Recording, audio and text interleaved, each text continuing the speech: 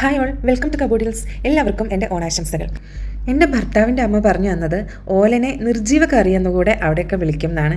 നിങ്ങളുടെ നാട്ടിൽ അങ്ങനെയൊക്കെ വിളിക്കാറുണ്ടോ? ഒന്ന് കമൻറ്റ് ചെയ്യണേ. അപ്പോൾ ഓലന് വേണ്ടി 200 ഗ്രാമുള്ളൊരു കുമ്പളങ്ങ ചെറിയ പീസുകളായിട്ട് അരിഞ്ഞ് അതിലേക്ക് 1/2 ഗ്ലാസ് വെള്ളമൊഴിച്ച് 2 പച്ചമുളകും ഇട്ട് 1/2 ടീസ്പൂൺ ഉപ്പും ചേർത്ത് വേവിക്കാനായിട്ട് അടച്ചു വെക്കുകയാണ്. കുമ്പളങ്ങയുടെ കൂടെ മത്തങ്ങ ചേർത്തും മത്തങ്ങ മാത്രം ഉപയോഗിച്ചും ഓലൻ ഇതേ മെത്തേഡിൽ തന്നെ ഉണ്ടാക്കാനായിട്ട് സാധിക്കും. ഓലന് വേണ്ടിയിട്ടുള്ള പയർ ഞാൻ ഓൾറെഡി വേവിച്ച് വെച്ചിട്ടുണ്ട്. വേവിച്ചതിന് ശേഷം 4 ടേബിൾ സ്പൂൺ പയറാണ് ഞാൻ ഇതിന് വേണ്ടിയിട്ട് ഉപയോഗിക്കുന്നത്. 8 മിനിറ്റ് സമയം കൊണ്ട് കുമ്പളങ്ങ നന്നായി വെന്ത് വന്നിട്ടുണ്ട്. 1 മുറി തേങ്ങ ചിരവിയത് ഉപയോഗിച്ച് ഞാൻ ഏകദേശം 2 ഗ്ലാസ് തേങ്ങാപ്പാലും കൂടെ എടുത്തു വച്ചിട്ടുണ്ട്.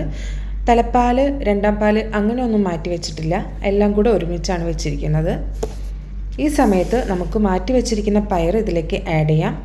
എന്നിട്ട് നമ്മൾ എടുത്തു വെച്ചിരിക്കുന്ന തേങ്ങാപ്പാലിൻ്റെ പകുതി ഇതിലേക്ക് ഒഴിച്ച് ഒന്ന് തിളപ്പിച്ചെടുക്കാം.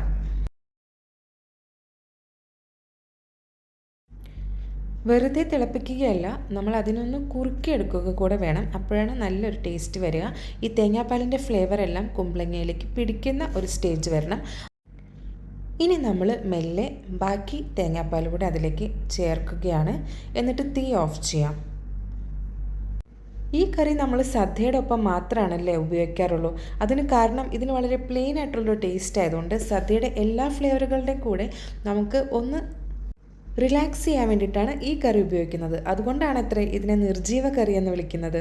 അവസാനമായി 3 തണ്ട് വേപ്പിലയും 2 ടേബിൾ സ്പൂൺ വെളിച്ചെണ്ണയും കൂടെ ചേർത്ത് നമ്മുടെ കറി ഫിനിഷ് ആക്കുകയാണ്.